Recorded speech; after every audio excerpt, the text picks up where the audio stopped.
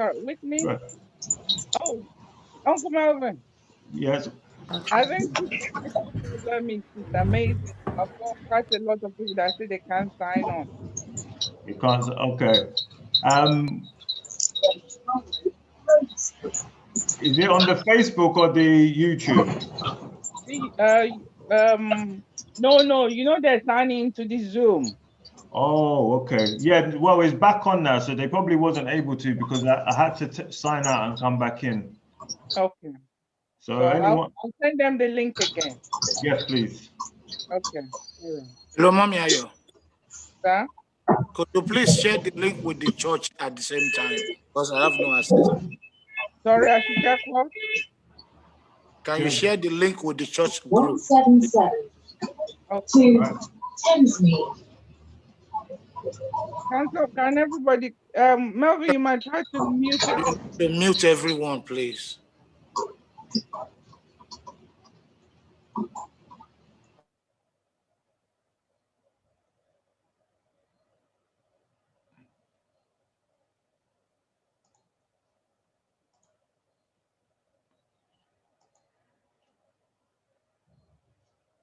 Okay. Hi everyone, we're back again. We've had some technical issues. I believe Whitney is now ready and she's sharing the PowerPoint that we can all see. For anyone that has just joined us, this is our second Let's Talk Mental Health program.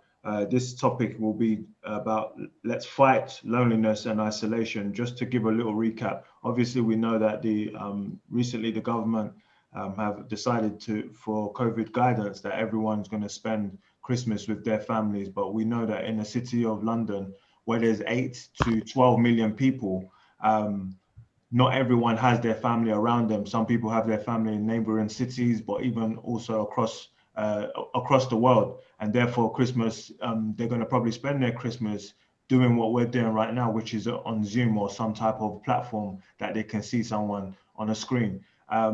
We're trying to tackle that. We're trying to speak about it. We have some speakers. Our first speaker is going to be Miss Whitney Shoju, who is a community mental health nurse.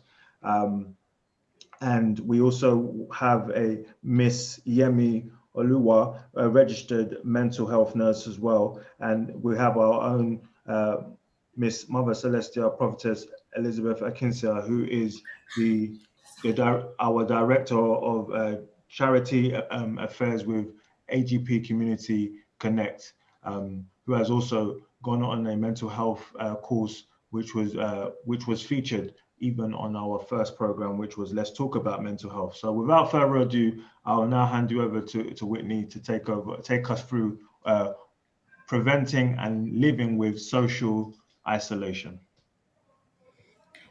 Thank you, brother. So hello, everybody again. I'm Whitney, and I just thank this platform and thank God for giving me this opportunity to share social isolation with you. And I believe that such at a time as what we're going through now is very important to focus on these things, because the pandemic is something that nobody ever expected, predicted, but it's something that we're all definitely living with. So my talk today is on social isolation. It will talk about preventing and living with social isolation. So just to see if anybody has heard about it or has had any idea about what it is. If anybody wants to say what they feel like social isolation is or isolation is in general, then I can give some of the textbook terms and some examples.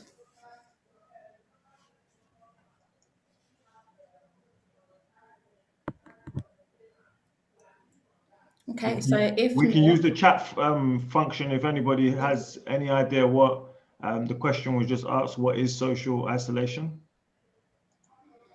Okay, so the picture I've chosen on my screen is very self-explanatory.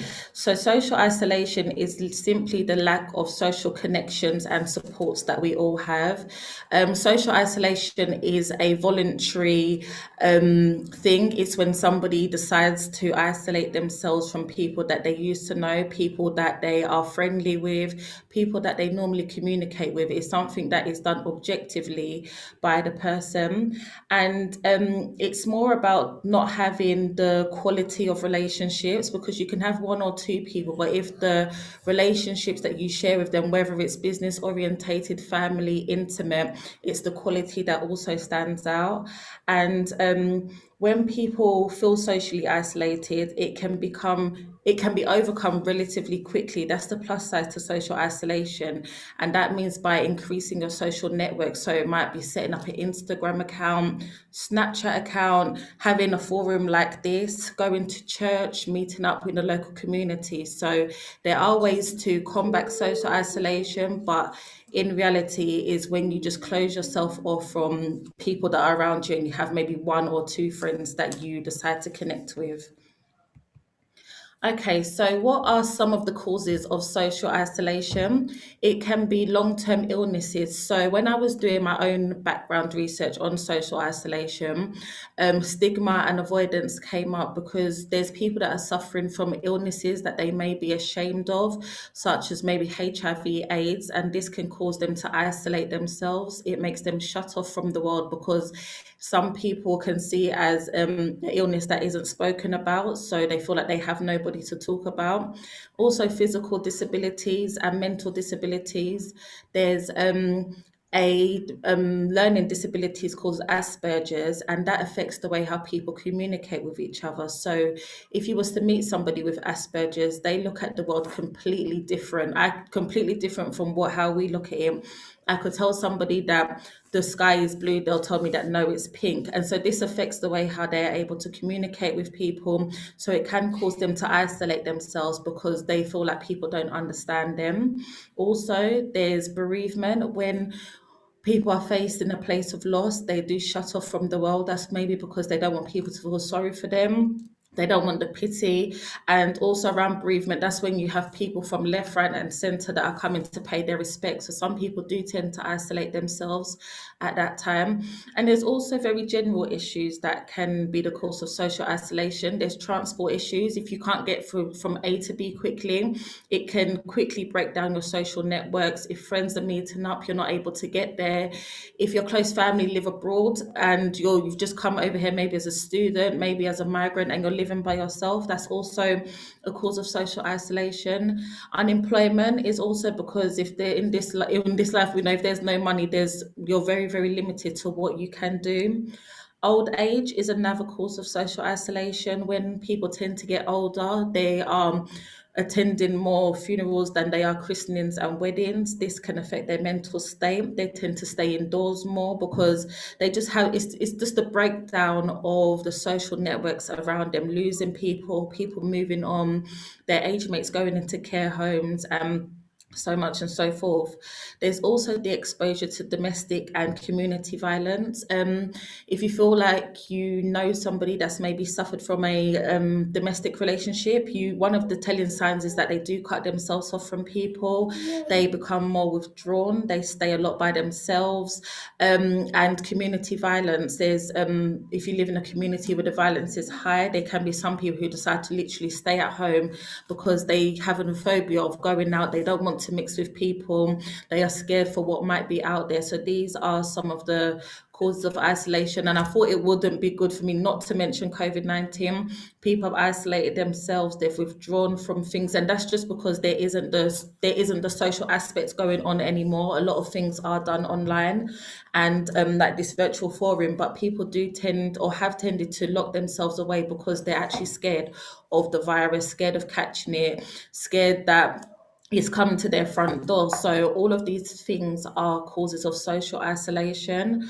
I don't know if anybody's writing in the chat at the moment, but if you can just think to yourself personally, maybe what you might have gone through that has made you cut off from people, what you have done to decrease your social communications, your connections, if you can think of any other reasons. And it's quite funny to say, because when I was going through this, I can hold my hands up and say that I am a I don't even know the word, the perpetrator of social isolation. I go through stages where I will delete my Instagram account, my Snapchat account, come off all social media. But it's not because I'm going through anything in particular, but sometimes I feel the need to be alone. And I think it just helps me refocus a lot. So when I was going through this, I did laugh a lot through it because I am somebody who socially isolates from time to time. But the good thing is I know that I can log back into these social accounts. I know that if I did feel lonely, I can pick up the phone and call a friend or family member. So that's one of the most important things, is when you are going through this, but you do want to get back into, integrate back into society, whether it's virtually or face to face, when we're allowed to, if we're allowed to, then it just means expanding your social networks again. So the signs and symptoms of social isolation are feelings of depression and anxiety. In our first talk, we did speak a lot about depression and seasonal affective disorder. Anxiety can be another thing where people just tend to shut themselves away. If you feel yourself or somebody you know becoming aggressive, they might be a bit more snappy. We're not talking about throwing punches, but it's just becoming very short, aggressive. They might be a bit snappy in what they say, maybe say things a bit bluntly or rudely. A passive attitude is also somebody who's very nonchalant. They don't really care about what time of day it is. They don't care if they have things to do, if they have a job to go to or children to look after. They're just very passive about it. They're not very much, there's no energy. It's just a lack of enthusiasm for things. Poor quality of sleep.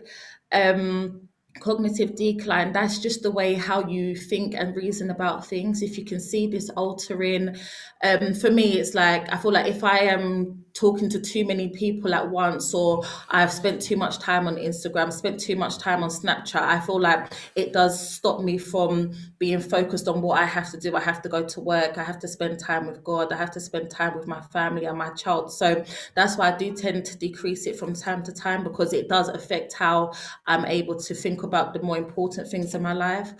An altered memory, if you tend to become more forgetful just about the little things, forgetting to maybe hang up the clothes or bring your food out from the fridge. It's just the little things that can be signs and symptoms that you may be going into a social isolation.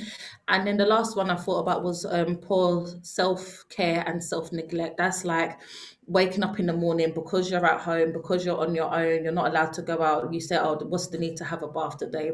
Or there's no need to shower today, or I'm just going to eat yesterday's food. Not saying that eating yesterday's food is bad, that's perfectly okay. But you know, you are not really enthusiastic to do anything. You're not enthusiastic to engage or prepare a new meal or go out for a walk. These are all signs of self-neglect and poor self-care, just not doing the things that used to bring you happiness and joy.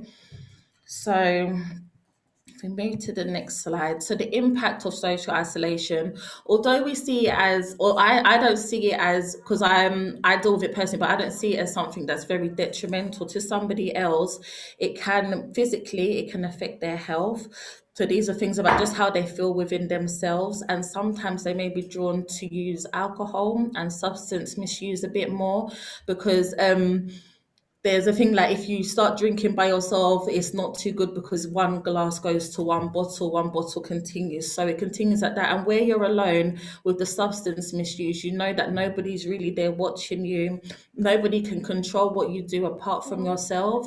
So these are times when people that are socially isolated, they do tend to focus on alcohol and substance misuse. In addition, it can give them a little escape as a quick fix from reality. So whatever they may be going through, whatever the reason is why they have decided to self-isolate, substance can try and alleviate those feelings just momentarily as well, because obviously it's not going to last forever. And also suicidal thoughts, because when people are alone, it can be a very dark and deep time for them, and then that's how your thoughts and your mind starts playing a lot of tricks on you. You've noticed that you've been alone for a long time. Nobody's checked up on you. Nobody has bothered to call you. You look at your phone and there's no text message. You look at your computer, there's no email. So these thoughts, you can feel like, what's the point of me being here? So that also goes on to the emotional impact of social isolation. Some people tend to lose self-confidence because they've been at home, they've shut themselves away. They're not, I always have this thing, if you look good, you feel good. They're not looking good, they're not looking their best anymore. So confidence may become low. There may be feelings of diminished self-worth, despair, depression, worthlessness. That goes back to the thing, well, nobody's checking for me, so I don't need to come out. It's Christmas, nobody's with their families, so I don't need to interact with anybody else. And it's also said that social isolation is one of the strongest predictors of depression in later life. So where I work with the older adults in communities, in their homes, a lot of them say, I've been like this for a long time. My spouse passed away 20 years ago, so there was nothing really much for me. Or they had kept themselves away from everybody for such a long time that when it came to going out, they didn't know where to go. They don't even know their own areas, and they've lived there for 30 years just because when their partner passed away, they stopped going out and they cut themselves off from everybody else. So social isolation, it does creep up if it's something that is continued and isn't managed and isn't lived well with. It is something that could creep up in later life. And then finally, how social isolation impacts your cognitive state, that's your mental state as well. You may experience shortened attention spans where you're not able to focus on activities, you're not able to focus on the things that you need to do. Forgetfulness, that's like I said before, just forgetting the small things, forgetting the big things, because people can forget, oh, today's actually Christmas, just because they've been alone for so long, because from the first lockdown in March till now, they haven't really done much. So the days start rolling into each other and they do forget what is going on in the outside world. And they may not see any reason to remain aware or keep, so that's meant to say alert. So they have no reason to pay attention. They're watching the same shows over and over again at home. They may not even be watching anything. So this is how it impacts on your mental state. You just feel like there's no need to do anything just because you've got into such a habit of being alone, not being excited for anything, and just staying by yourself. So the tips to prevent social isolation, I thought about some few tips, and it's with social isolation, it's really the small things. We're not asking you to go out and start a fan page or start a talking class or start a forum. It's nothing like that. It's maybe picking up the phone to call a friend or a family member, checking up on somebody, especially at a time like this. I always say one of my great lessons of COVID is that check up on people, especially people that you haven't heard from, that you used to be close with and you haven't heard from in a long time, because this pandemic has affected people in ways that they probably couldn't even imagine. So just let somebody know that you're on the end of the phone, even if you can't see each other physically, you can't see eye to eye, face to face. I feel like it's important to just let people know, and even for yourself, have that one contact that you know that if you were in a dark space, things became overwhelming, your thoughts were racing, you're not really able to control what you want to think, just make sure that somebody knows that like you're on the end of another phone, or you can call somebody for your own benefit. And then the second point is staying connected to others virtually through social media. That's what we're doing now. So even though I may have been the first person that you've spoken to today, hopefully not, but it's this connection through social media. And I thank God for the life that we live in, where technology has proven so important at a time like this. It's about watching something new on YouTube, or sending this link out to your friends and family that might benefit for it, just making sure that you do stay connected to people. I thought about create and follow a daily routine. Some of the things I listed was cook a new meal, clean out the wardrobe, take out the clothes you've been wanting to throw away, watch a new show, read a new book, you can pray, listen to music, or go for a walk. These are simple but very effective ways to be able to give yourself some routine, especially if you're isolating, because just because we have to social distance doesn't mean we have to socially isolate ourselves from people. Also, we all know these things, keeping a healthy diet and exercise is good for preventing social isolation. And I would say focus on the good and positive reasons for social distancing. Obviously, we know that it's not a safe time to go out. It's not a safe time to be mixing with family members or friends that you haven't seen in a long time. But if you focus on why it's beneficial so that you don't become sick, you don't pass on this virus that we're going through, and obviously nobody wants to be arrested or fined. So when you focus on the positive reasons and look for other avenues to stay connected to people, I do feel like that is a good tip for preventing social isolation. And I've just listed a few numbers. I will email this. I have emailed, sorry, this PowerPoint to Melvin. So if you, and then maybe you can email it out to the participants in this group. These are just a few mental health charities that have free impartial advice. They're not 24 hours. Only the last one is Samaritans is 24 hours. But the other two, especially the first one, because we know the prevalence of men that are going through a lot of things and they feel like they can't talk about it. So Calm is a charity directed for men that are suffering with a mental health illness, and just to cater to a man's needs, to let them know that it's okay not to be okay, all of these things. So these are just a few numbers that I've put here if anybody wants to take note of it, but I'm sure that Melvin will email it over. And that comes to the end. So social isolation, just to round it up, it is a voluntary means to keep somebody segregated. It's what somebody chooses to do. The benefits are it's easily turned around just by opening up your social networks. They are reasons why people become socially isolated. And I think maybe the one thing to take away from this, if you feel like there's somebody who has been distancing themselves, you don't really talk to them as much as you used to. They don't phone you as much as they used to. I would say reach out, like send a text message, send a funny meme, send a video, just to let them know that you came to their head that day. So that's my little sharing tip for today. But thank you guys for listening. Sorry about my technical difficulties, and if there's any questions or additions to social isolation, yeah, feel free. Thank you very much, Ms. Whitney Sheju, for that lovely presentation. Do we have any questions from all the participants from today's Zoom for Whitney in what she has presented to us? Yes, I see Evangelist Joseph Kadro. Yes, sir. You can unmute yourself.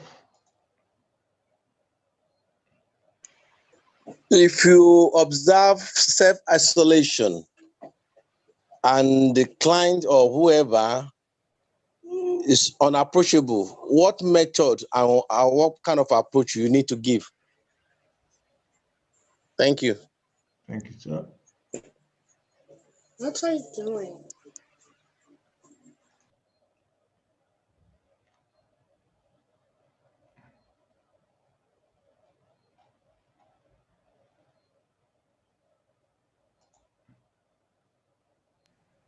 Hello, thank you, Evangelist Kadra. It's a good question because, like, it literally goes, it's like a counteract to what I've said. I'm saying go and talk to people, send a text message, but some people actually want to be left alone. Maybe, and I wouldn't say leave them to their own devices. I feel like maybe just send maybe a text message or a voicemail just saying, I was thinking about you today. I hope you are well, and maybe contact me when you can. Just somebody know, just so that somebody knows that there's another person in this world that has thought about them. I wouldn't say there's no need forcing yourself on people if they really don't want to be contacted, because it's not going to be beneficial. But what I will say, Evangelist, is just send that text message, send that voicemail or an email, and just let that person know that if anything is happening, that you're always there for them. And I think that would be okay, because I don't think forcing communication with somebody that doesn't want to be contacted or is a bit avoidant is beneficial, but definitely letting them know that somebody has thought about them today, I think is good. I don't know if anybody else agrees or has anything else to add to that. Any more questions? Oh, yes. Sorry, we have Nikkei here. You can unmute yourself. Oh, thank you. Thank you for having us here again today. My question is, you know, I would say, my opinion, that we people that were from black background, I mean, Africa background, you know, when we hear anything like mental isolation. When we just hear just a little bit of that aspect, we think we're talking about mad people. You know, it's hard for us to believe that maybe someone is self-isolating, is maybe because of the job, as you said earlier, Whitney. So how can we convince such person that this is what you're going through, and how can we help them? How can we let them know that this is what you are going through? You are self-isolating, you need to change. So how can we convince them, especially those from African background, please? Thank you. Thank you, Nikki. I mean, I don't have all the answers, but I think definitely a forum like what we're doing now. So if you have somebody that's experiencing these mental health problems of isolation, letting them know that, look, there's mental health groups that you can join, just so that they know it's nothing, like you're not losing your mind, you're not running mad, that it's a mental health disorder and there's ways to deal with it. So maybe inviting them to a forum like this, or maybe, you know, the numbers that I left at the end of my presentation, giving them a number, just saying like, and I know it's hard because from our African culture, there's stigma, there's avoidance, there's this person has been bewitched, things like this, but it's letting them, I think it's just the awareness, letting them know that everybody suffers from a mental health illness in their life, and letting them know that there are support groups like this, there's communities, and there are avenues out there that can help them. But I think the first thing is for them to realize that they're not alone, and there is the support there. So like inviting them like to something that what we're listening to today. Can I just add to that? Yeah. Sorry, can I add to that? Yes. Okay. What I'm just gonna say is just in addition to what Whitney has said, which in terms of if somebody's going through a difficult time, you know, mental health, like you said, Nikki, is gonna be like the person's thinking, especially if someone from our background, and that's no, there's nothing wrong with me. So there is the stigma there. So it will be very difficult for the person to be able to engage with you. So my suggestion would be is just like what Whitney said, just letting the person know that you're there. You know, if the person wishes to talk without even labeling it yet, not even mentioning what it is, you know, and then if the person trusts you enough and the person is then able to tell you how they're feeling, yeah, then you can then suggest a different kind of solution to the person. But the most important thing is to listen to the person. You know, you need to devote time. It's not something that you do in passing. An example is that it's not just you just ring the person, you have to prepare yourself and you have to have enough time to be able to sit down and have a conversation with the person. It doesn't necessarily have to be a heavy one in terms of, oh, you know, what you're going through. It could just be something as simple as, you know, when you go and visit a friend and you guys are talking, you know, and the lighter the conversation, the easier that the suggestion the person would take it. So I think it's just being there for the person, just having the conversation, just seeing that friendly face. Then hopefully the person will be able to open up. And then you can listen to the person. And please understand that the person, in spite of them going through whatever it is that they're going through, they will be the best person for what is best for them. Okay. So I guess what I'm going to say is about suggestion. So it's better to let the person lead the way in terms of what they really want. And you can then provide them with the information. Thank you. Hello? Hello? Hello? Hello. Hello, sir. Melvin, Yes, sir. in addition to what has been said so far, including the mental health expert, there's another point of contact, and that is reasonably enough if such a person belongs to religious sectors. Another confidant is the pastor, the imam, or whoever that you have chosen in that religious sector to be able to organize counseling and to be able to organize what I can call counseling mode, whereby we'll be able to do some good listening and communication, and to be able to see what is the next point of help or action, be it spiritual, mental, or psychology. Thank you. Thank you, sir. Any more questions or additions to isolation? From anyone, you can just raise your hand or just unmute yourself. What I want to just make a buzzword maybe, or something that we can tag if you do have your own social media, and it's just something that I picked from Whitney's presentation, or even what she said. She said it's okay to social distance, but it's not okay to social isolate. And I think that that's what we need to maybe distinguish or make a clear difference, that yes, for health reasons, physically we may need to social distance, but that doesn't then mean that you need to shut yourself away. I mean, don't get us wrong. I believe what everyone is saying is at moments of time, you might want to be alone. That's a natural thing. But at the same time, when it becomes too much, it can obviously lead to issues that Whitney has highlighted and the other speakers have highlighted in the presentation and the discussions that have been going on so far. What I want to ask now is Miss Yemi Oluwa, are you ready to speak to us, please? I think she's having troubles logging on because she's doing it from work as well. Okay. She was getting a bit anxious about it. Right. So okay, sorry, Brother Melvin. Can I add? Sorry, everybody. Good evening. My name's Sarah Shadu. I just was listening to everything that's been everyone's been talking about tonight. Has been great. I also had to ask my sister Whitney for some advice. I'm a type of person, as some of you know me, I'm very outgoing and very sociable. Now, I had my best friend, she was going through things and she decided to social distance.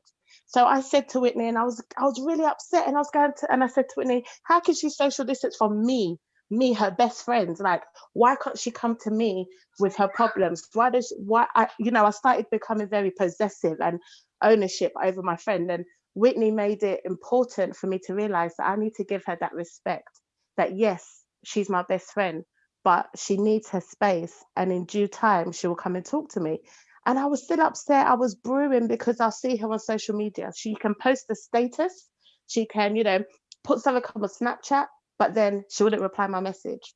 And I had to learn the hard way and understand and, take a step back and realize that just because my personality is outgoing and I can talk to people about my problems, it doesn't mean that my best friend has to, do the same thing. Am I making sense? Do people understand what I'm saying? Yeah. So we need to be able to respect people's decisions in terms of if they want to social distance, even if you're very, very close, we just need to, respect their choices and when they want to social distance. So I just wanted to jump in with my what I went through there, in case it could help anybody else that their friend is just, social distancing away from them and they're not understanding why, as you're meant to be best friends. Okay, thank you for your addition. We have Evangelist Kajiro that wants to also speak. Go ahead, sir.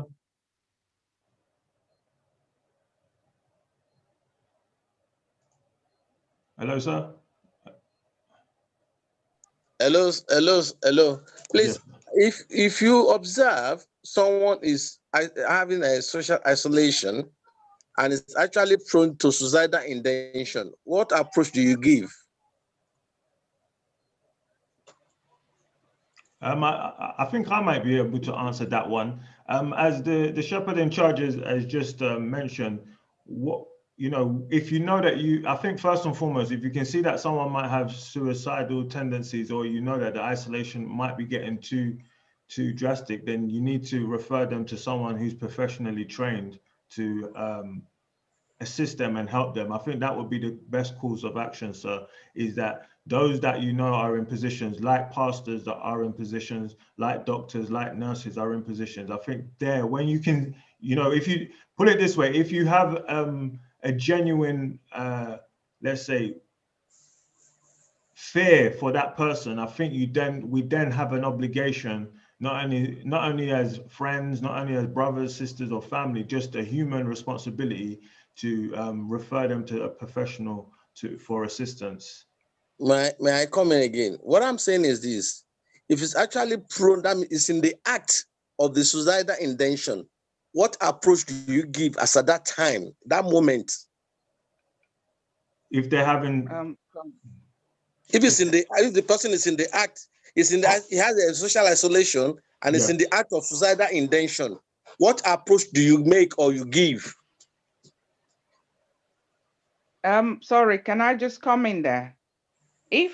Hello? Yes. Hello? Yeah, okay. If you are in there with the person is alone, then you have to then think about the person's welfare. So the welfare might involve you having to call an authority. If the person has given you an intent that they're going to do something, and then you ask, is there anybody else with them? If there's nobody else with them and the person has given you that information, then you will be under the obligation of informing the authority. Normally, they will say it might be the police that you might need to call. I'll give you an example. Let's say you called a friend house and you know that the friend is on their own and they say that they're about to do something to themselves right there, then you have to, it's a matter of urgency. You have to call the authority. And then you have to give the details and information about that person. And what they would do is they would then go to the person's house to make sure the person is safe. Thank you. Does anybody else have anything else to add? I'm just bringing my mental health training into this now, because that's a mental health first aider, but I am not a mental health expert. I'm going to say that. So this is why we've invited the mental health expert to come and talk to us about this. But I know that if somebody is in an immediate danger, then that's what the 999 call is for.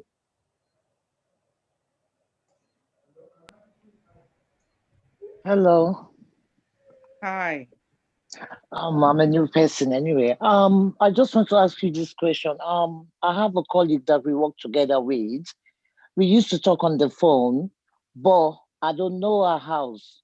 In case if anything happened to her, how am I going to get in touch?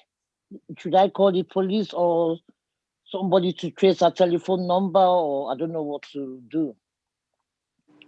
Okay, so do you know that something is gonna happen? Did she tell you? For instance, let me just give you a scenario in a person like that.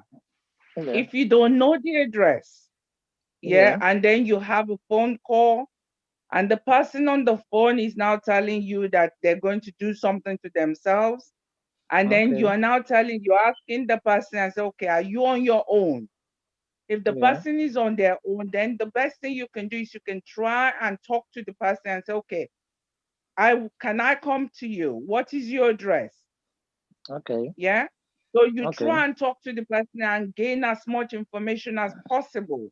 But when you Okay. find that the person is not giving you the information that you need, if Yeah. it's a friend of a friend, for Yeah. instance, then you might need to call a friend, somebody that knows the person.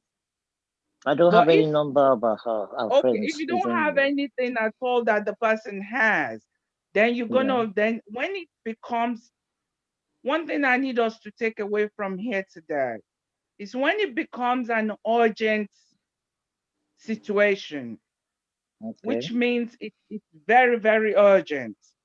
Like house is on fire, kind of urgent. Do you understand what I'm saying? Then that is when the 999 call comes in. Okay.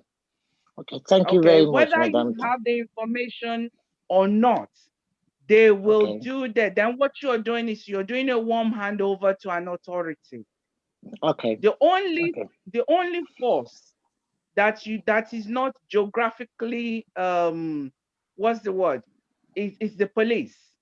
Because Okay. if the person is living in North London and you call Yeah. the hospital here, it's not going to do that person anything. Okay. But Okay. the police can go anywhere, no matter where the person lives. Okay. Okay. Yeah. Thank you very And much. Thank normally you very what much. they would do, okay, man, what the process the police would do is that Yeah. when they get to the venue, Yeah. they will then decide whether the ambulance is needed. Okay. Okay. Or Okay. sometimes on their way there, they will call the ambulance as well. Okay.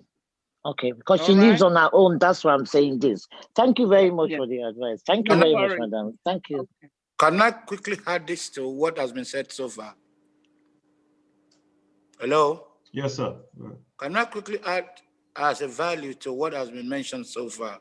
Yes, sir. That is why in this country we are blessed that we have effective communication. And in the midst of communication, the governmental body can reach out in every geographical location, just as been said earlier on, to make sure that measures are in place so that, there's no kind of regret, so to say. Thank you. Okay. Uncle Melvin, can I just add to the auntie? Yeah. Auntie, is it Auntie Moji? That's Yes. Yes, please. Yes. Yes, Okay. please. Auntie, what I'm going to suggest you do, if this person is your friend and the person is not in a difficult situation at the moment, Yeah. so if you call the person and you guys can chat, you don't have to go there because of social distancing. But Okay. since you have the phone number, you can just Yeah. ring the person once in a while and just say, oh, how are you? How are you feeling? Is My everything sister. okay? Yeah. Just have Sometimes that if I call her, she don't answer, and I will be She doesn't scared, and I pick up. don't know her house. Yeah. And Okay. sometimes she will So tell when me was that the she last just wants to time feel on her own. Anyway. that she just wants to be on her own? Oh, yeah. And it's scared Okay. for Are me, you you worried about? understand? Are you Yeah, because we worried? work together. Yeah, I'm worried about her because we work together and we are tight friends, you understand? Okay. Well, I Anyway. mean, but Stamoji, let me bring you back to what Whitney said. Exactly. Yeah. Sometimes some people just want to be on their own. Okay. It doesn't Okay. mean there's anything wrong with them. Okay. Okay. But as long Okay. as she hasn't told you that she's feeling suicidal in any form, Okay. and you make sure Okay. that she has enough food to eat and things like that, and you Okay. have not noticed anything that is not normal about her, then Okay. if she just wants to be alone, then I think she just wants to be alone. Okay, ma'am. Thank you very much, sir. Thank you very much. Can I quickly add this before we move on, Sister Moji? Good to see Yes, you sir. online, ma. I mean, Thank you. I'm very quite assured and believe that you are a Christian. I believe.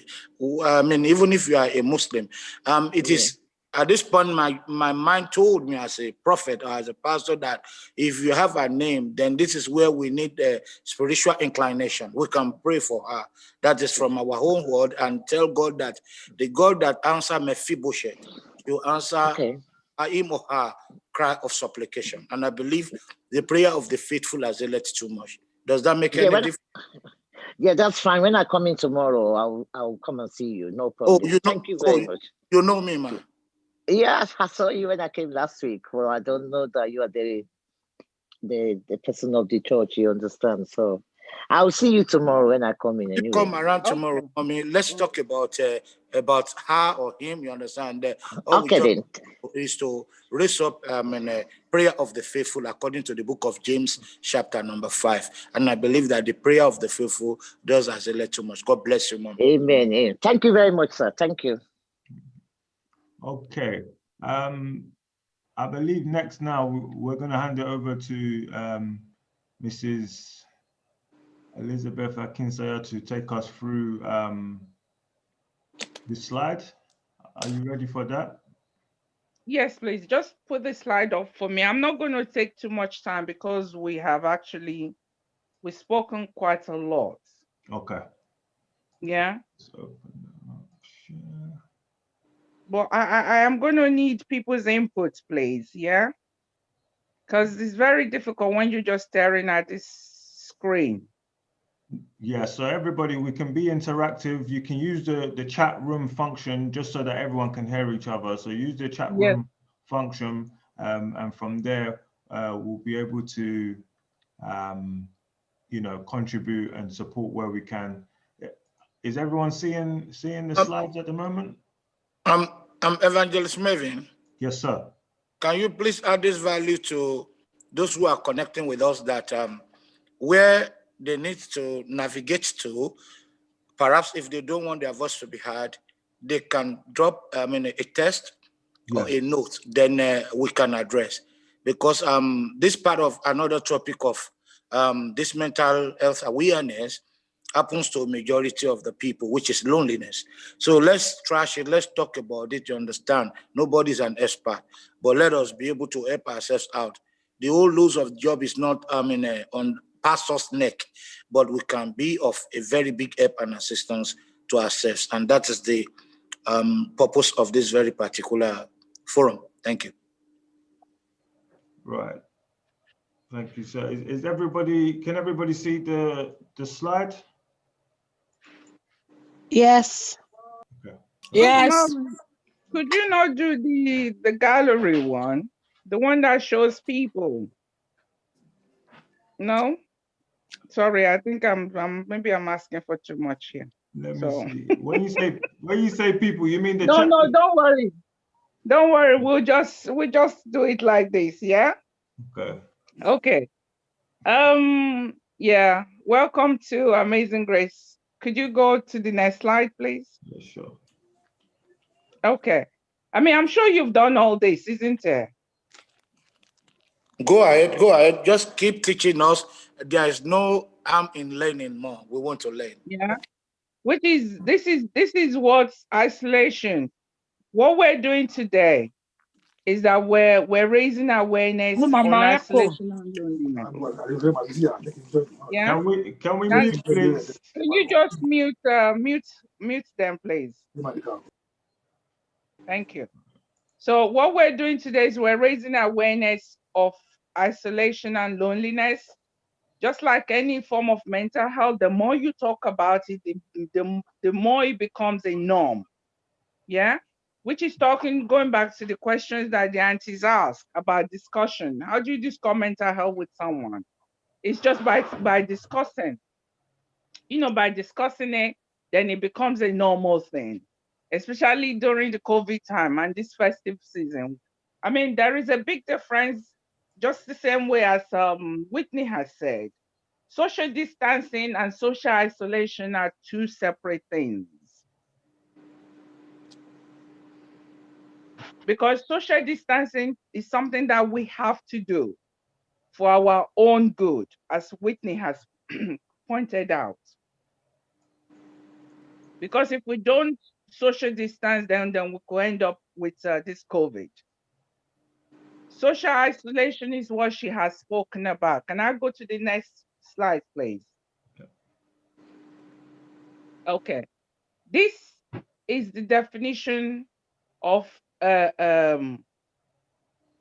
loneliness. Okay, which is the one I am talking about. Loneliness, it's sorry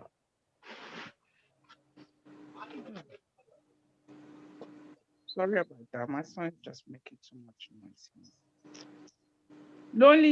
Loneliness says it's a state of solitude or being alone. It says loneliness is a state of mind. The feeling lonely for more than once a week. This is the definition, you know, by the experts. Because normally when I do any of these things, I tend to go to the Public Health England. When we get to that slide, you understand what they do. So, but this is their own definition. It said the feeling of lonely for more than once a week. If you have that feeling, then it is defined as loneliness. Okay, then they say loneliness, according to an expert, is not necessarily about being alone. Instead, if you feel alone and isolated, then that is how loneliness plays into your own state of mind. I don't know if that is making sense. The example that they gave is, for instance, a first-year student might feel lonely despite being surrounded by classmates. A family moving into a foreign country can feel lonely despite being constantly surrounded by people. Does that make sense to us? Yes. Yeah? So it's more of a state of mind. Yeah?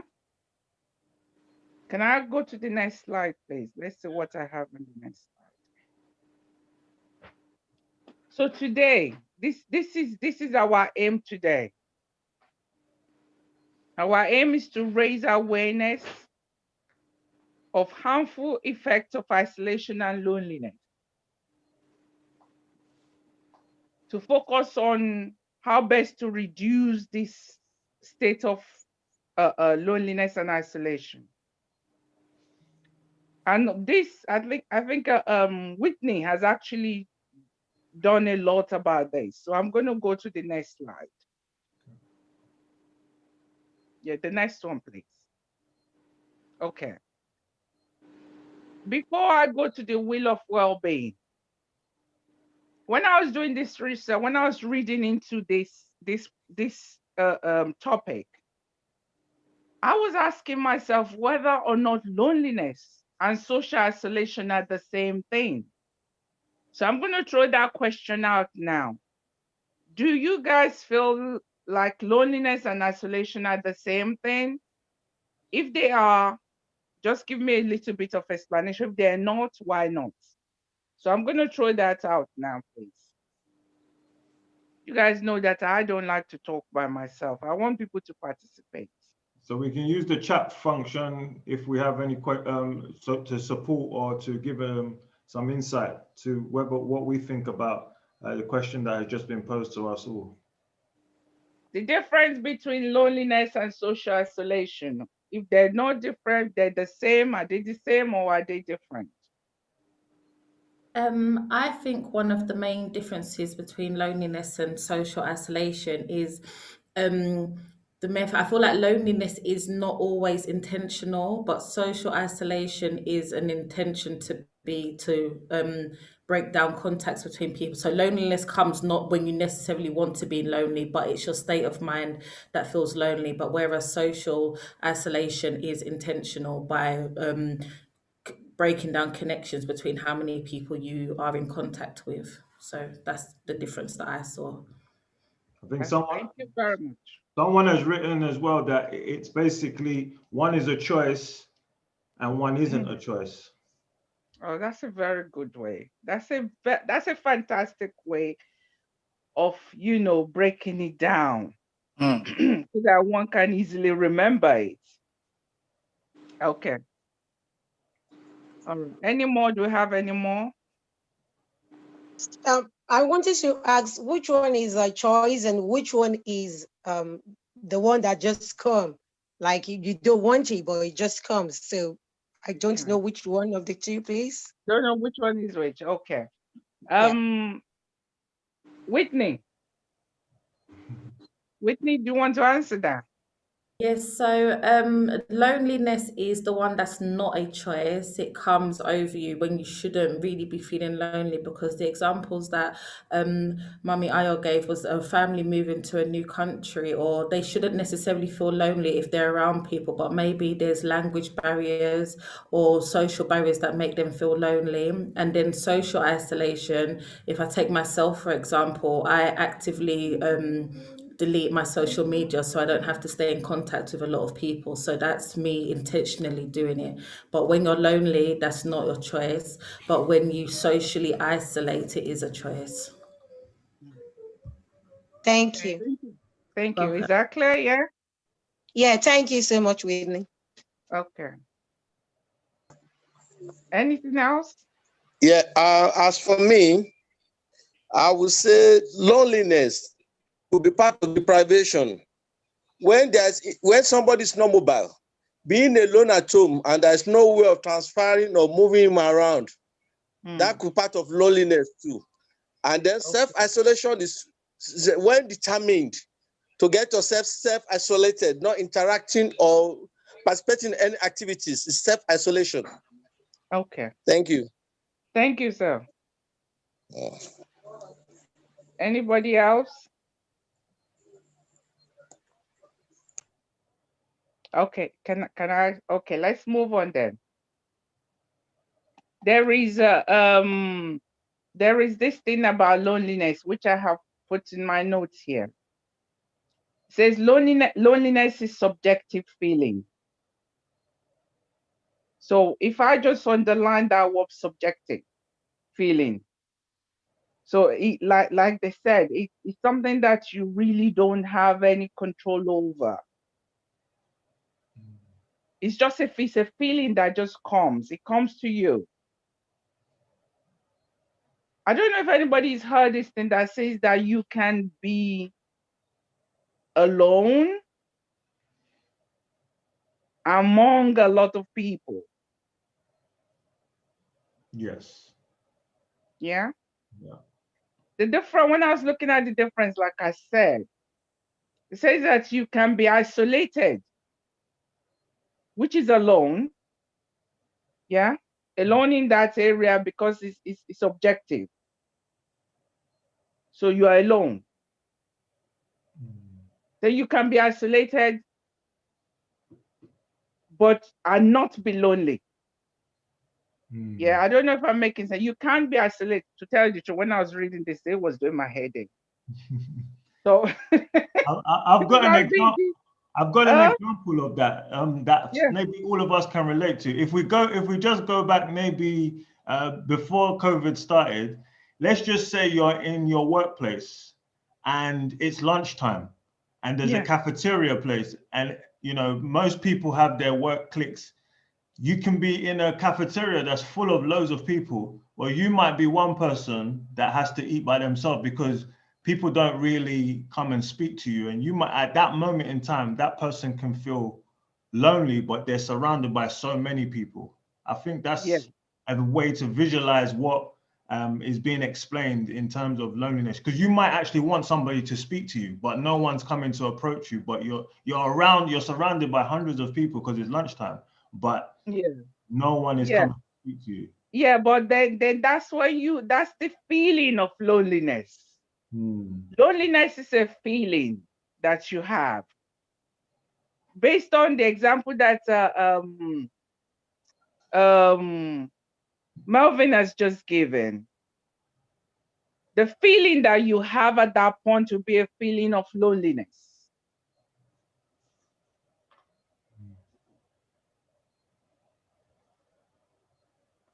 Social isolation can lead to loneliness. Don't forget that social isolation and loneliness, they are the same, but they're different, but one can lead to the other. And don't forget what we said, based on what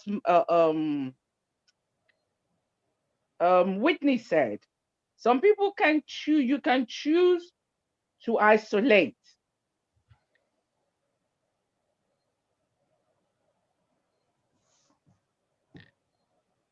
For as long as you know when to come back, that's the most important thing. Going back to loneliness. Loneliness is it's more about a feel. I remember when I first came to this country, let me use myself as an example. And when you're in Nigeria, everybody tells you that different things about this country. But when I came, the person that we were sharing the place with, she told me about Liverpool Street. And she said, oh, Liverpool Street has got this big place where you can go and buy chicken, live chicken, and And they would do things. And so, of course, the following Sunday, I went to Liverpool Street.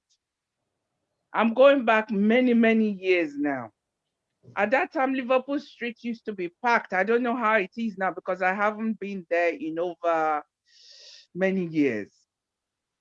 But do you know how that place with so many, many, many, many people, and then I still had this feel of loneliness among all those people. Because for two things, there's nobody, there's no familiar face. And there's nobody I could talk to. And as you know, our personalities are different. Some of us are introverts. Some of us are those that are the one that are quick they just make friends quickly and things like that. And some of us are those that are shy.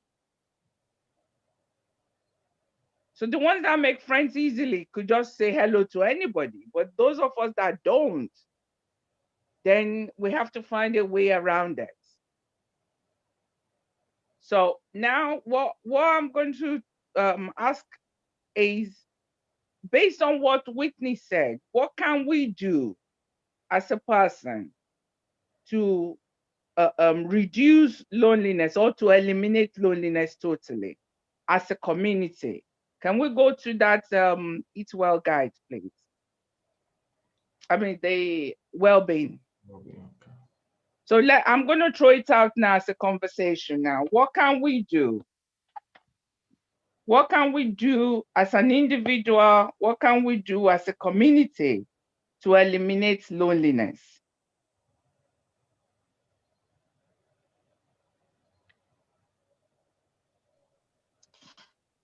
I think, I think we can encourage anyone, like John said, that you go to a cafeteria and you're just eating by yourself.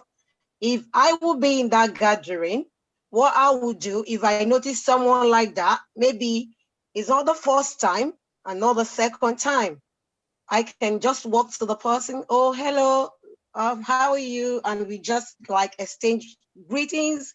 And from there, I think we can just pick up maybe like a relationship, or just to chat the person up and just to encourage them.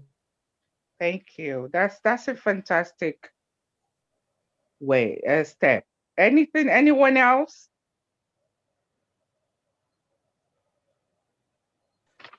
Don't forget, we're having a conversation.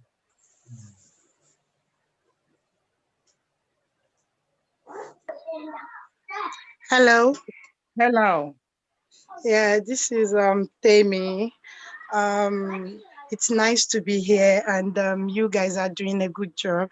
I just want to add to it that if to put an end to loneliness or to eradicate loneliness, you can like the lady that just finished said earlier, you can make friends, and also you can get something to do, like maybe your hobby, just do something to make you happy. That way you won't be lonely. Or things you can do with group of people, maybe go for a dance class, join clubs, where people are people with like minds. You join them, you associate with people, you don't seclude yourself. You try to mingle with people wherever you find yourself, and that way it sure can help. Thank you. Thank you very much for your contribution. Anybody else? As for me, what I think, if you notice somebody is having loneliness, first of all, identify the factor. Why is he lonely? Look at the surroundings. What actually warranted it? How can you approach, and what kind of ideas you need to imbibe to let the person know? What to tell the person to make the person happy, to get him out of loneliness? The kind of advice to give to the person. It might be just normal preaching or normal spiritual or normal discussion. By identifying, we help you a lot to get person out of loneliness.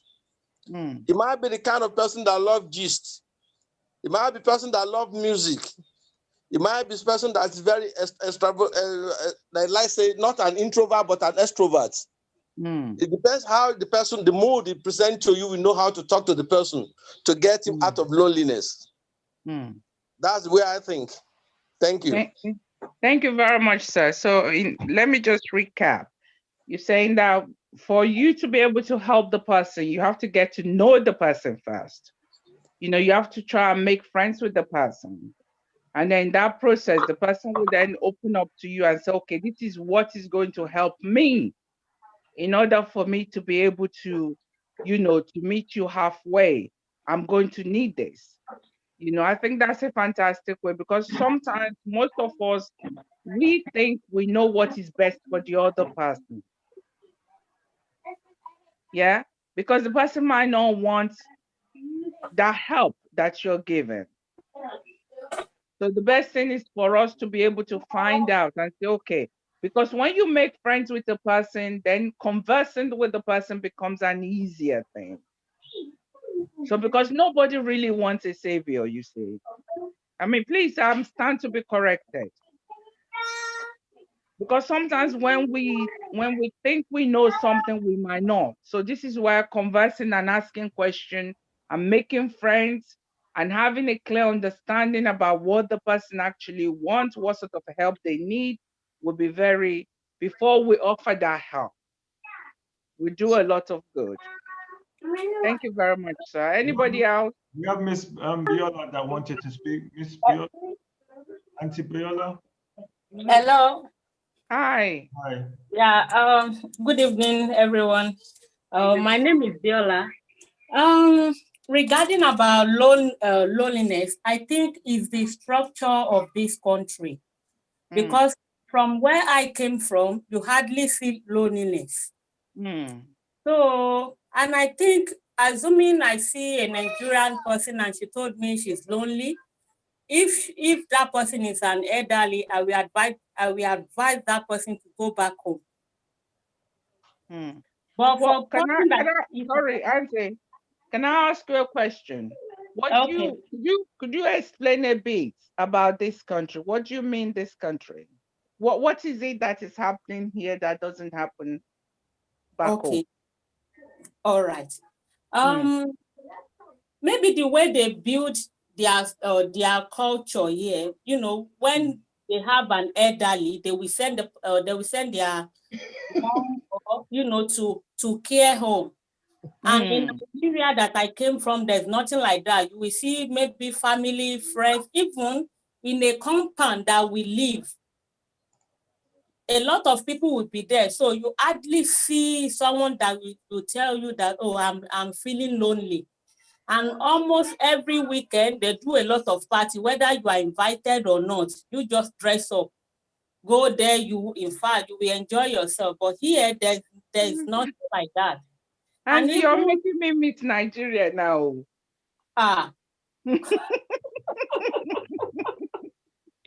Yes. But here, there's nothing like that.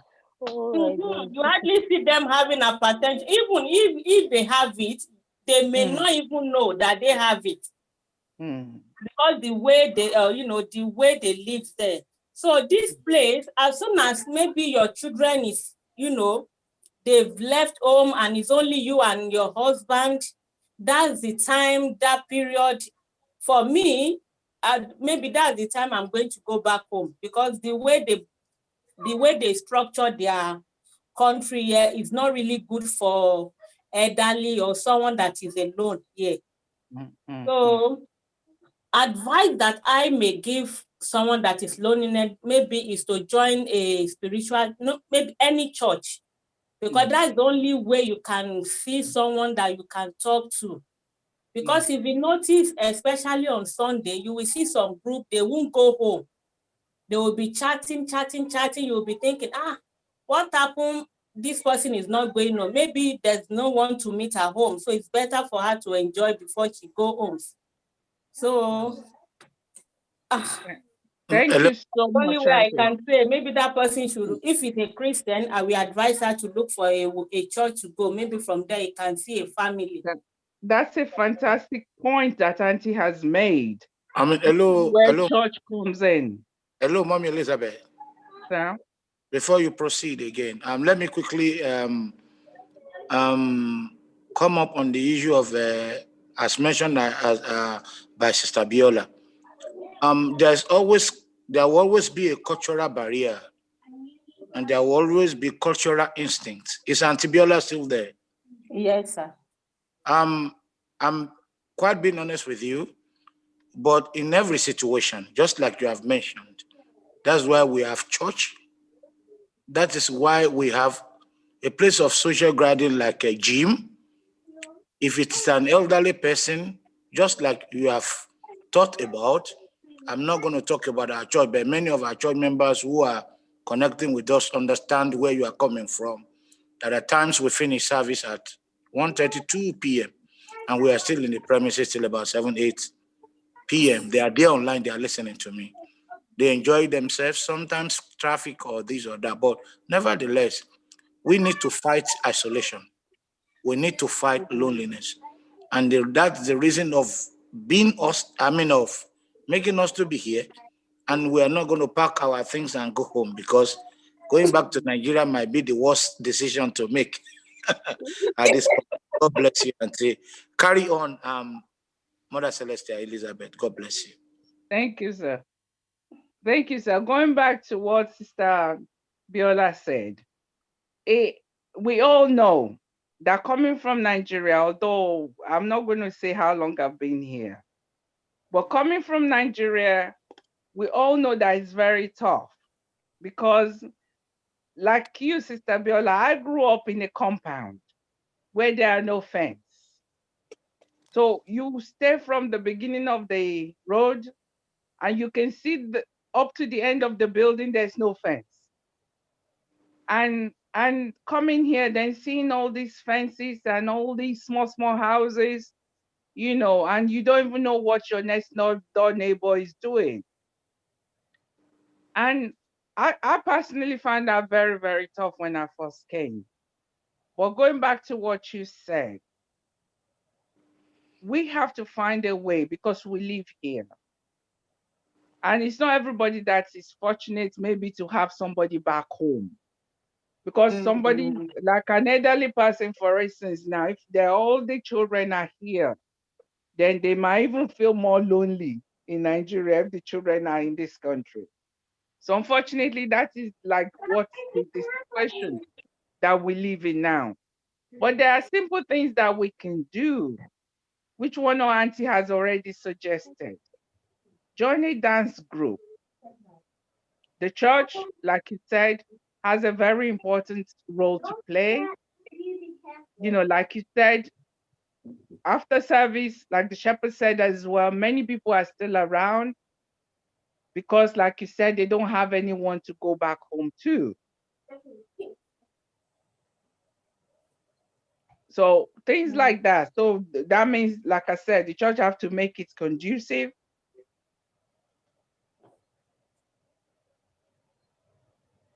Whether it's a mosque or anything, this is why it's very, very important that no matter which gathering that you're part of, if you think there is a way to improve something in that place, then please suggest it to your pastor. For instance, if you have a church or that you feel like, you know what, there are people that would like to stay for a while, let's just stay and have a chat or have another group whereby people come together, and then you can discuss that. Sometimes we need to make things happen if things are not already available. I don't know if I'm making sense. We need to make things happen. We need to look around us. Yeah, which is where it's very, very important, this wheel of well-being. When it says take notice, it will just want you to look around you. Enjoy every aspect of you, what you're surrounded by. Keep learning. Join group, dance group, whatever group it is that you want to join. Join any group. And one good thing about this country is that there is lots of group around that you can join. Lots of groups. If you want us to send some links, I can send you some links on groups that you can join within SODOC. Or by just putting your postcode in there, it will tell you what sort of group is available locally to you, and most of them are free. If you want to do something and it's not there, start it. Start it with 1 or 2 people. And you'll be surprised how people will join you. You know, even if it's just taking a walk in the park. And most of these things are free. They don't cost nothing. Taking a walk in the park, you don't want to do it by yourself, call a friend. Mm-hmm. Ask your friend, you know what, we can still walk in a park and still social distance. Yeah, let's go for a walk. And you know, sometimes when you do go for a walk and you come back, the amount of energy that you get, it's amazing.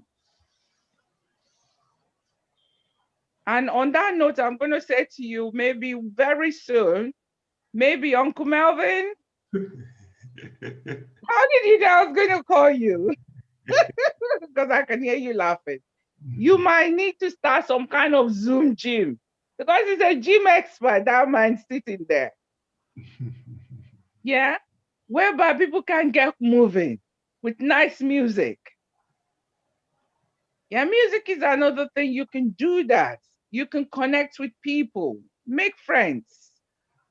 Yeah, and there is new thing now that is, I think it's an advert. Please, can somebody remind me who is doing this advert? He's the one, I think it's BT, that says that you should call somebody you haven't spoken to in a long time.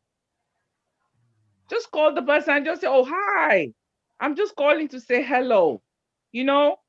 And that is what we should all be doing. So I am going to be quiet now because I'm quite enjoying you guys. Anybody else that has anything to say? Hello, let me quickly add this before you move to the next step. As you have mentioned, Sister Biola, are you still there? Sister Biola, are you there? Yes, sir. I'm still there, sir. Let me quickly add to you. I don't know where you are connecting with us, but I'm glad to tell you that as you have mentioned and you have discussed, I really feel it and we feel it, and we are all hearing you. I can assure you that by the grace of God, next year, in Amazing Grace Parish, by God's grace, there is going to be music therapy, and we are going to get some machine for gym as well. So when we have the elderly probably from home and you feel devastated about the way of their being, they can come for music therapy by the grace of God. And by the grace of God, gym therapy, we will introduce in Amazing Grace by God's grace. God help me, God help the Church of the Lord. Don't worry, we are there to help ourselves. Thank you very much. That's my little contribution. Okay. Uncle Melvin, yeah? Can I contribute a little bit? Yes, please. Yeah, Clara, yeah. I can identify lots about loneliness, but I just want to ask a question. I don't think you've mentioned that to us.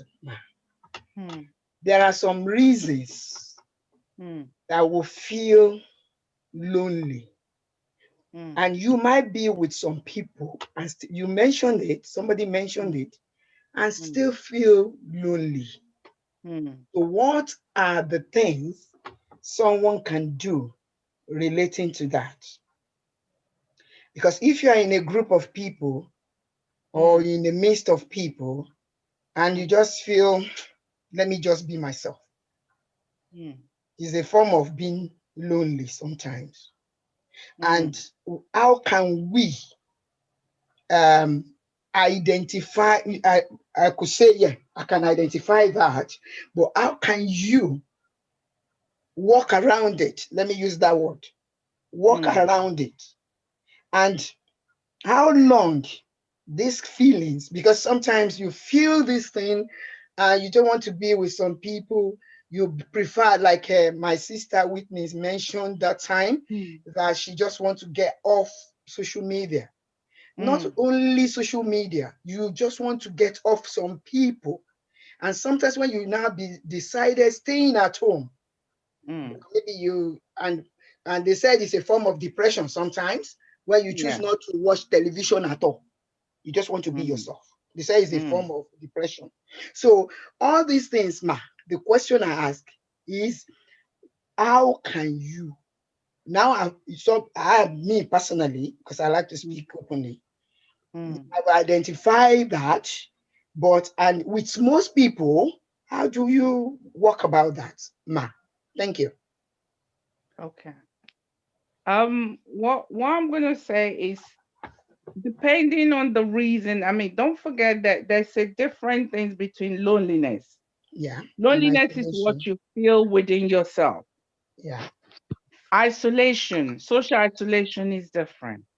Yeah. Social isolation is when you choose to, be yourself and, be on your own. Yeah. Which is what you can do. We all do it sometimes. Yeah. And especially sometimes when I have, when you're talking about friendship, there are some friendships that are very negative. Yeah. So for me, the way I do is if you have a friendship that is not positively, that is not contributing anything positively into your life, there might come a time when you decide within yourself that, you know what, I'm going to separate myself away from that person or away from that thing, which is fine. Which is fine. Because there is a saying I heard once that says sometimes it's better to be alone than to be with a negative multitude of people sometimes. Yeah. A negative people. Yeah. See, because the thing is, anybody that drains you is not going to do you any favor at all. So then you're thinking about your own mind and your own well-being. Yes. So you can't put people that are not gaining from each other together. So for me, I am quite happy to isolate myself away from that kind of situation. Okay. Which is slightly different from loneliness. Loneliness is a feel that you have within yourself. Like you said, Auntie, it can lead to depression. Because when you constantly feel alone, even when you are amongst a lot of people. So what we need to talk about now, how do we break it? How do we break it? And don't forget what we said about loneliness. Loneliness is when you have that feeling at least once a week. Yeah? Yeah.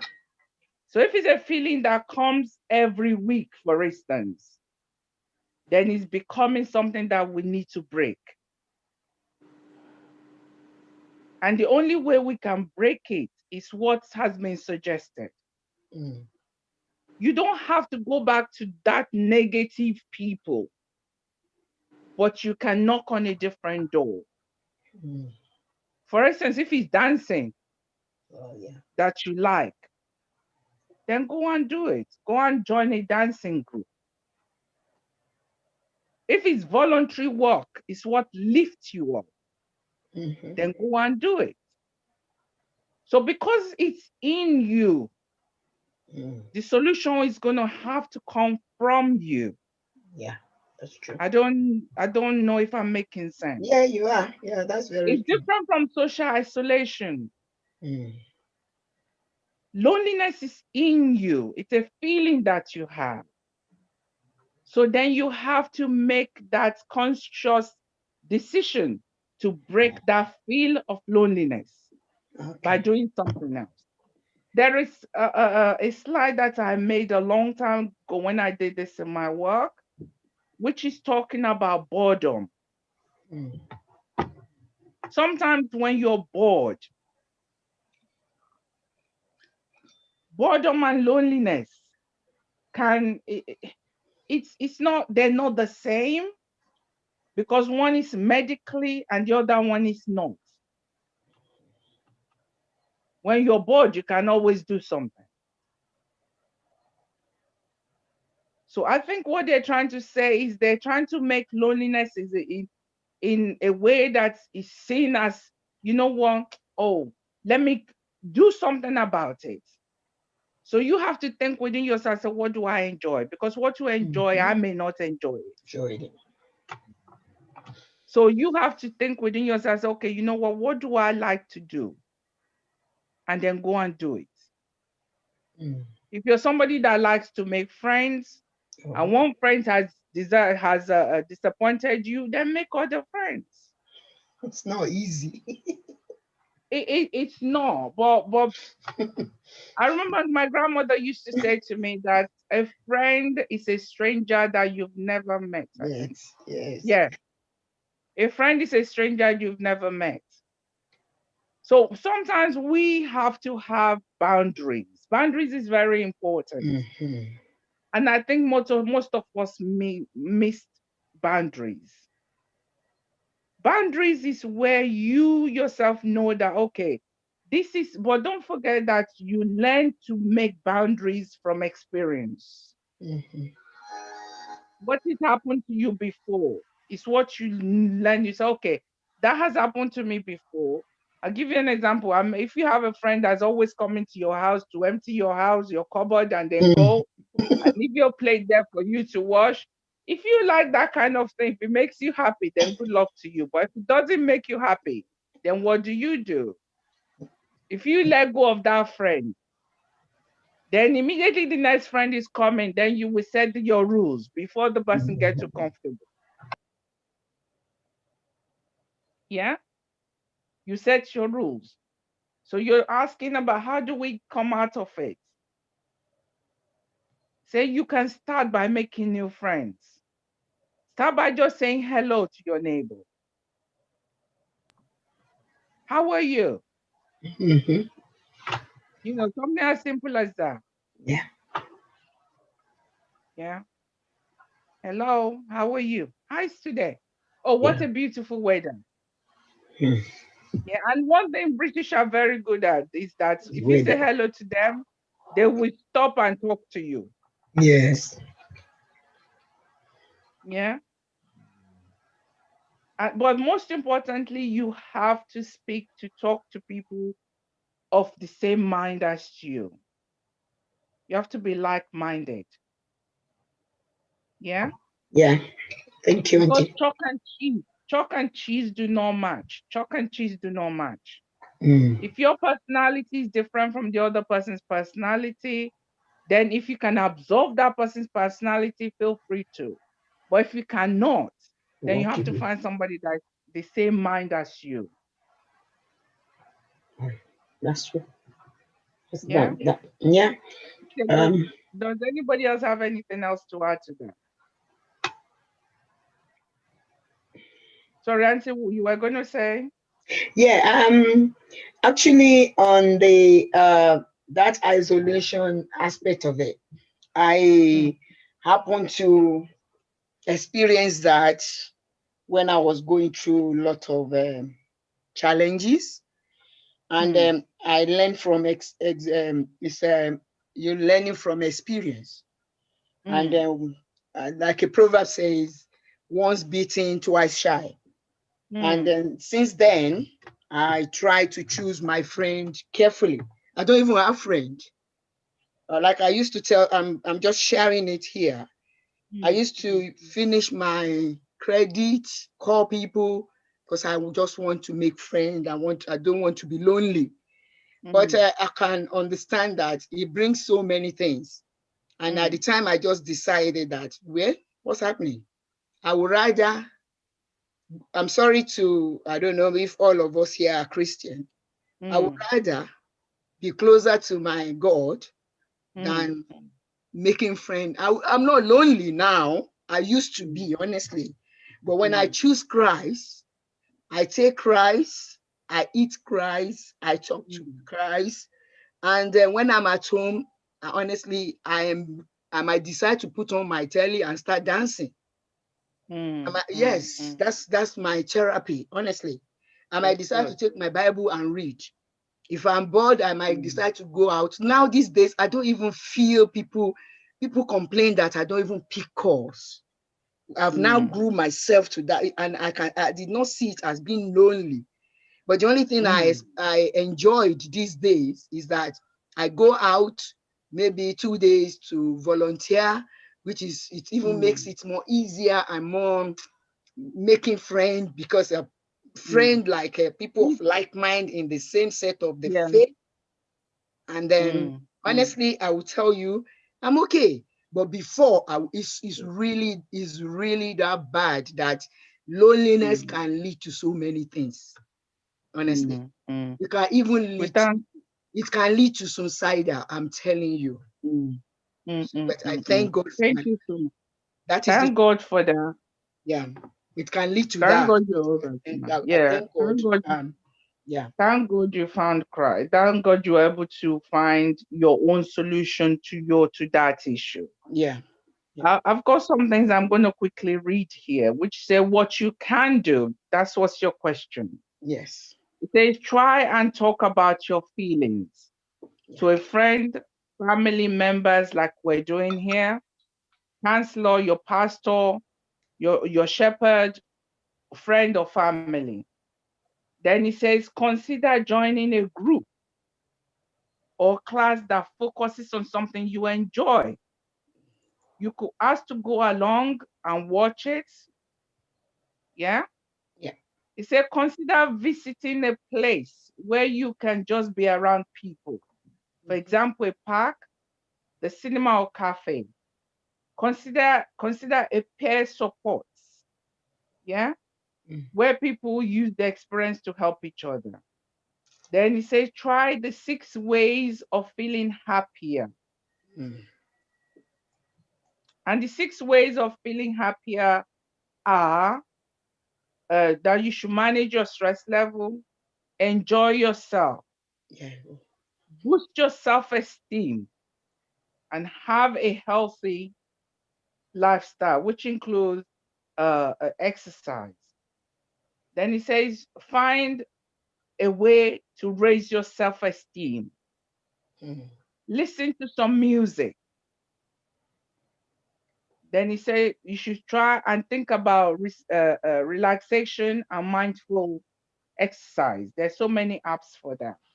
But I cannot do that without going to what you should not do. It's very important, please. He said, do not try to do everything at once. Yeah?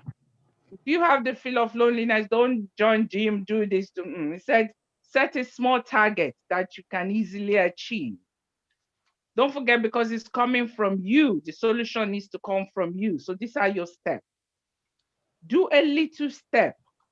Set a little target. Do one thing well before you move to the other thing. He said, do not focus on the things you cannot change. Yeah? There is an equation that says that action plus reaction makes outcome.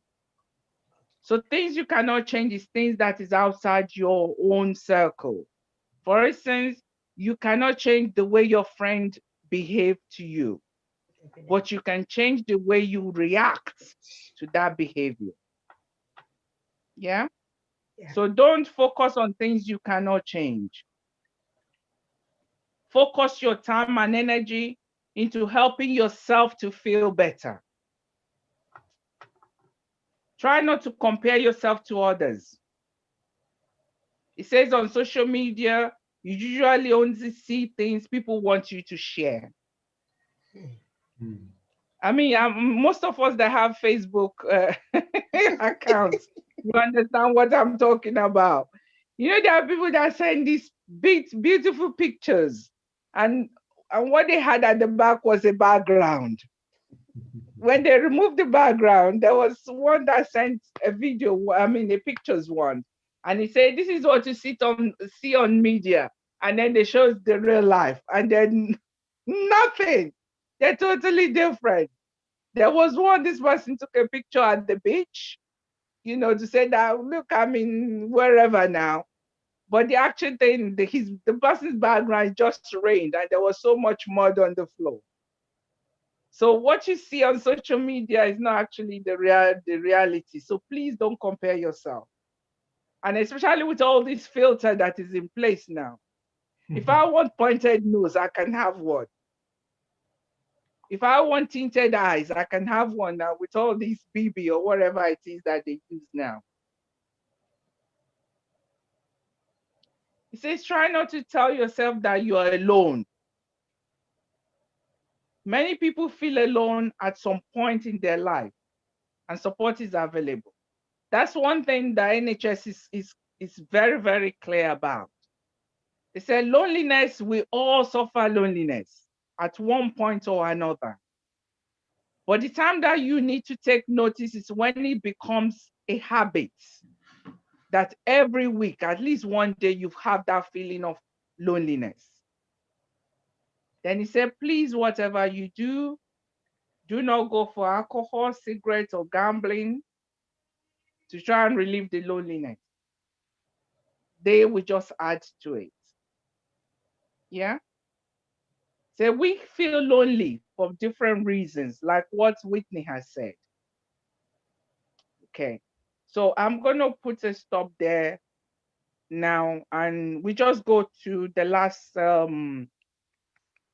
slide, Uncle Melvin.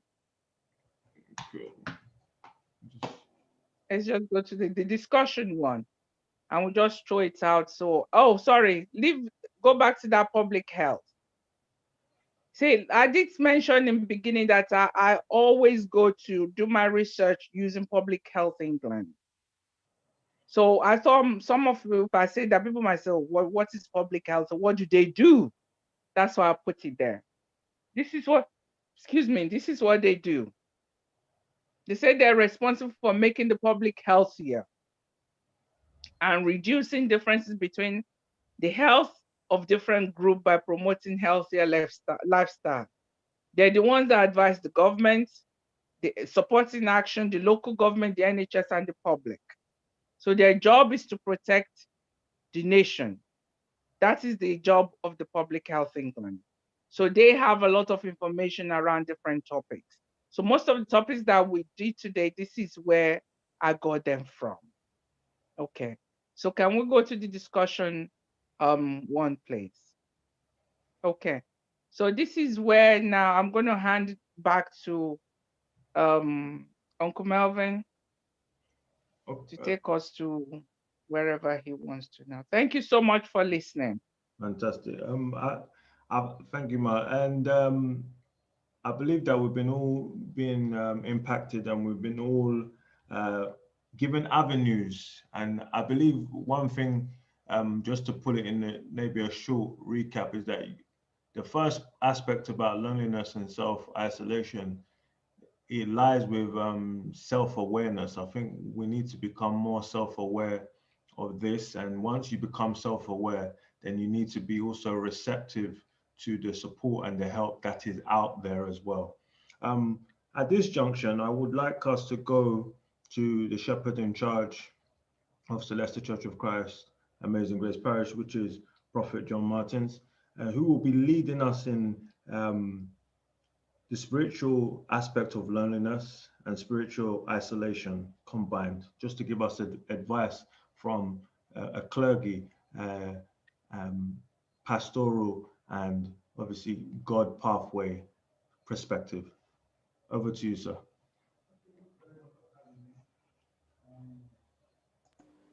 Thank you much. Thank you so much for having me on board. And to every participant, and talking in terms of the professionals, the experts who have spoken and discussed so far, and questions and answers mentioned during the interactive sessions. Now, I will be glad to tell you that it's a big topic, loneliness and isolation.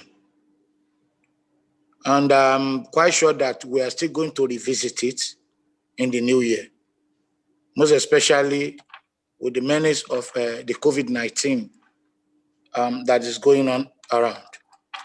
But having said that, from the religious angle of it, which is the denomination that I belong to, not only being a Celestian, but being a Christian. And I believe that there are some Muslims that are at the same time listening to us. Let us understand the fact that to many people who live in a state of loneliness, these are the people who are always by themselves. And more of the time, they are out of the mainstream of the society. They have no social activities as aforementioned.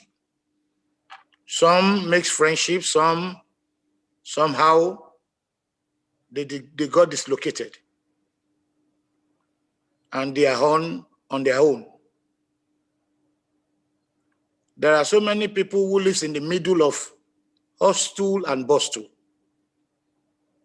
and they find themselves to be alone, dislocated, and perhaps being misunderstood, as we have been discussing since, either physically, psychologically, mentally, or spiritually.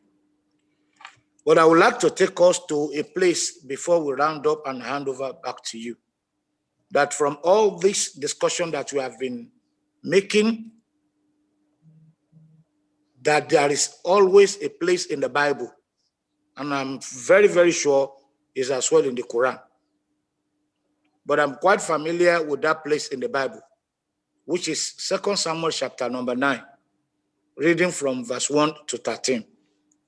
I'm not going to read Bible, but I'm going to make a summary point of that place that is called Lo-Debar in the Bible. Lo-Debar is a perfect illustration of what we are discussing today, which is loneliness and isolation. And the bottom line is this, that the people that are there, they were lost. The people that are there, the Bible says they are unskilled. Some of them, they are uneducated. Some of them, they are outcast out of the society. Some of them, because of the scorn they face, just like one sister has just illustrated. Sometimes people pay them no attention, perhaps because of the cultural instinct of the value. And the statistics that is shown about the paragraph of the government there report that the people in Lo-Debar, they live in isolation.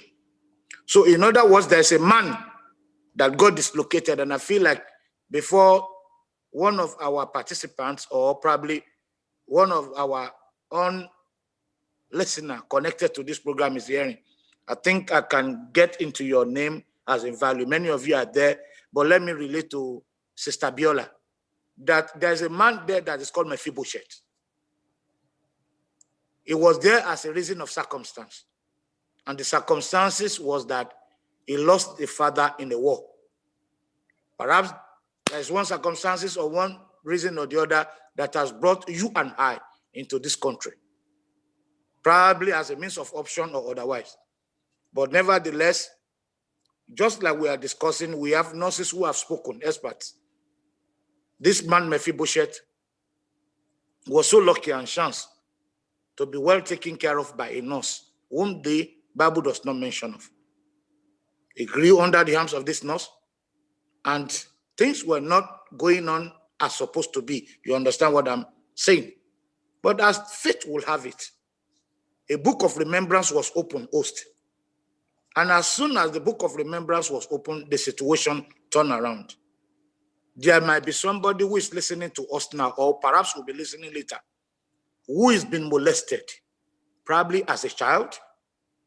Listen, it is not your fault. It is not our fault. Perhaps we are being abused verbally as a means of circumstances that lead to loneliness or to isolation. Either physically, it is not our fault. Some of us have no parental care, either there's no father or mother, perhaps nobody to take care of us. Listen, it is not our fault. You did not raise up yourself.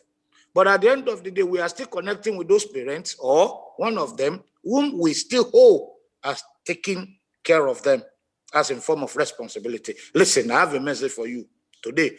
You are lucky. I am lucky to be on this program. Listen carefully. We are not going to talk about the COVID-19, but it's part of the experience that we share. Do not assume. Do not judge yourself, but always have one mentality. And that fact is your brotherly or sisterly kindness at this point. And that is what we have been talking and relating to so far. Just like the book of Matthew 11:28, sorry to quote. It said, come to me, all ye that are laborers, that are heavily laden. Majority of us are heavily laden out there, and we are worried. We are disturbed. We cannot help it. It's more or less probably like a compelling issue. Loneliness, a wide topic. Isolation, a very big topic. Pastor cannot finish treating it. And I feel like doctors and nurses, they're not incapable to take care of us in that situation. But I've got a message. Christ, mediator of your faith, of our faith, can take care of you. Only for us to listen to him speak to us. Only for us to understand that he cares for us. And I believe that as we are rounding up this year, there's been a lot of family breakdown due to the lockdown. There has been a lot of disconnection, probably bias of mind because of what we are going through, bubbles or no bubbles. Tier 1, 2, 3, 4. Perhaps we don't know where it's going to end to. I give you a word of assurance from the holy throne of grace of Jehovah, Lord, that one with God is a majority. Christ is with you. Your God Almighty Allah is with you. It will strengthen us. It will be with us. It will guide us. And as we look up onto the Christmas ahead of us, it shall be a beautiful season for us. Amen. That will take us away from loneliness. That will take us away from isolation. Amen. That stigma will not kill us. But we will live to talk about the glory of God. Amen. When we see the new year, you and I, we are going to celebrate. Amen. You and I, we are going to rejoice together because it's with us. It's our banner of strength and support, and it will never despise our prayer in our necessities. I pray God to bless you and have a wonderful Christmas. Amen. And I pray that Jehovah Lord will strengthen you. Amen. In every situation of your loneliness, our loneliness and isolation. He will continue to paddle our canoe. Do not forget that there are many plans in a man's earth, but nevertheless, the counsel of God shall stand. It shall stand with you. It shall stand with us. God bless you and have Amen. A wonderful Christmas. Amen. Amen. Amen. Thank you very much, sir, for that powerful message. And I believe it's only right that we end it there. Thank you very much to Miss Whitney Sheju for giving us the slide and the teaching and the lecture and the awareness of isolation.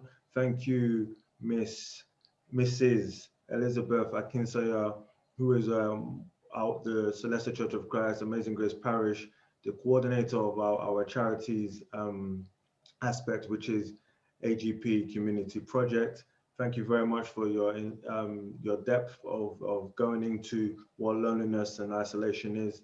And thank you, obviously, to the shepherd in charge, Prophet John Martins of Amazing Grace Parish, Celestial Church of Christ.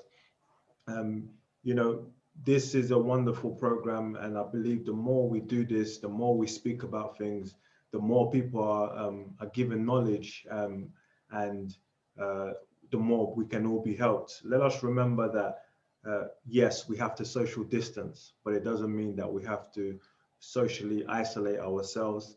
And let us remember that, let's pick up the phone. Let's drop a text to somebody. Let's send an email if those other means are a bit awkward. Let's just make people know that, you know what, there's someone out there that has thought, you've just thought about them for a second. You've remembered the past. we all sometimes need to let bygones be bygones, but let us just remember that in this moment in time, especially Christmas, and even moving forward, that we all need somebody, and we all need to look out for one another. Like the shepherd had just said, remain blessed, and thank you very much once again for taking out your time to be part of this. It's good to be part of good things, and look out for our next segment, because we're really on board with this. Let's talk about mental health. It's a very important thing, and you'll see that this is just the beginning. Maybe very soon, God willing, you never know. This could become a program on the TV. So that's not what we're hoping for, TV audience, but we're hoping for to impact our community and the country, the nation that we live in. Thank you once again, and God bless you all, and good night. Amen. Thank you. Thank you. Thank you, everyone. Thank you so much. Thank you, everyone. Bye. Thank you, everyone. Bye-bye. Thank you very much. Thank you for welcome. Thank you. Very inspiring. Thank you. Bye. Bye. Thank you. Merry Christmas and Happy New Year in advance. Same to you. Same to you. Same to you. Same to you. And anybody, feel free. Hi. Hello. Oh, that's good. Hello, guys. Hello. Hello. Hey. Everyone. Bye.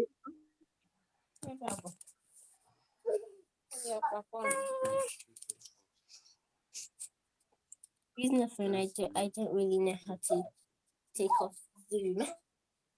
But that was awesome. That was awesome.